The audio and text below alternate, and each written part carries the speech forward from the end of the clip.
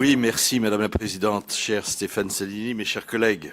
L'examen de ce budget 2019 est pour nous l'occasion, et au-delà pour les franciliennes et les franciliens, de comprendre ce qui sous-tend notre action depuis 3 ans. Nous l'avions déjà souligné au moment de l'adoption des budgets précédents. Je le redis avec beaucoup de force, nous avons l'obsession de bien dépenser l'argent que nous confient les franciliens, le dépenser au seul bénéfice des habitants de notre région, le dépenser pour l'avenir et leur avenir, celui de nos enfants, sans oublier nos aînés. Cela vaut d'être rappelé, le milliard d'euros, et cela a été fait avec force et conviction par mon collègue et voisin immédiat, le milliard d'euros économisé par notre majorité depuis 2015 en fonctionnement nous a permis d'investir davantage, 1,5 milliard d'euros sur la même période, tout en diminuant la dette et donc sa charge, alors que l'État et, par exemple, la ville de Paris faisaient le chemin inverse.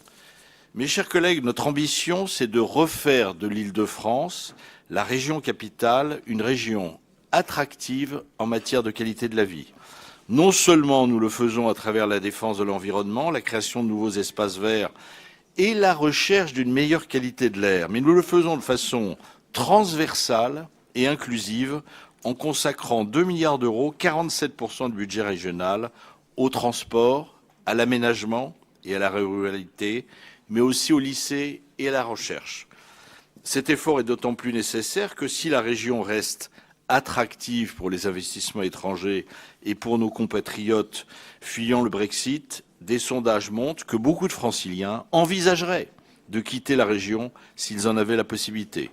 La dégradation des transports et de la sécurité qui furent la marque de nos prédécesseurs, nous l'avons enrayée et nous souhaitons progresser notablement dans les 3 prochaines années.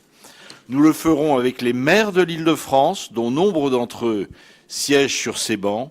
Nous le ferons avec l'État, s'il daigne nous écouter et s'impliquer davantage, mais tout est permis aujourd'hui, sur ces questions. Ne faisons pas comme Paris, que fuient les familles et qui perdra bientôt chaque année 3000 élèves dans le premier degré public, soit un minimum de 100 classes, tout en dépensant sans compter, Jean-François Le Garret l'a rappelé tout à l'heure, avec une dette qui atteindra 7 milliards cette année et qui n'intègre pas les bombes à retardement laissées à ses successeurs du type Autolib ou Crédit Municipal. Mes chers collègues, si nous avions un exemple à ne pas suivre, Paris serait celui-là. Pour les transports, les autorisations de programme progressent dans ce budget de 6%. 300 nouveaux trains et RER circulent déjà et 115 nouvelles rames sont prévues en 2019. Avec Île-de-France Mobilité, la région exige des 2 opérateurs publics plus de fiabilité et plus de ponctualité. S'agissant des bus, là encore, l'effort est gigantesque. L'objectif est de disposer en 2025 d'une flotte totalement propre dans la zone dense et dans 10 ans sur l'ensemble de la région. Et nous les rendrons plus accessibles avec une augmentation de 30% des crédits dédiés. Le volet environnement n'est pas en reste puisque 2019 verra le lancement du plan régional de gestion des déchets, le schéma régional biomasse et la stratégie pour l'économie circulaire.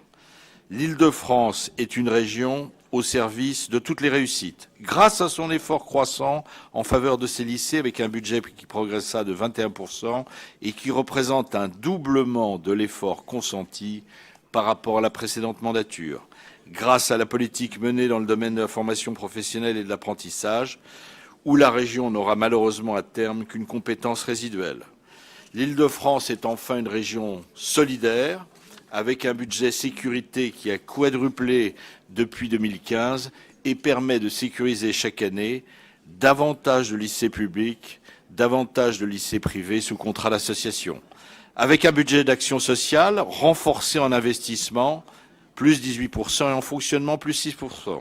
Outre les crédits dédiés aux maisons de santé et aux fonds d'innovation sociale en forte augmentation, notre région a décidé de soutenir en 2019 les modes de garde innovants comme les crèches à horaires atypiques et les rames. Enfin, nous ne négligeons pas la culture, loin de là, puisque le budget qui aura progressé de 14% depuis 2015 a vu son effort d'investissement doubler, que ce soit à travers la défense du patrimoine régional ou par exemple la rénovation des arènes d'Évry ou l'aménagement de la maison Cocteau. Ainsi, nous le constatons, la région Île-de-France, mes chers collègues, est en action, elle tient son cap et respecte ses engagements. À l'heure où certains sont tentés par la fabrication de faux bilans, nous leur opposons la seule réalité qui vaille dans ce monde de postures et de fake news, celle des chiffres et celle des faits. Merci, Monsieur Lecoq. La parole est à Monsieur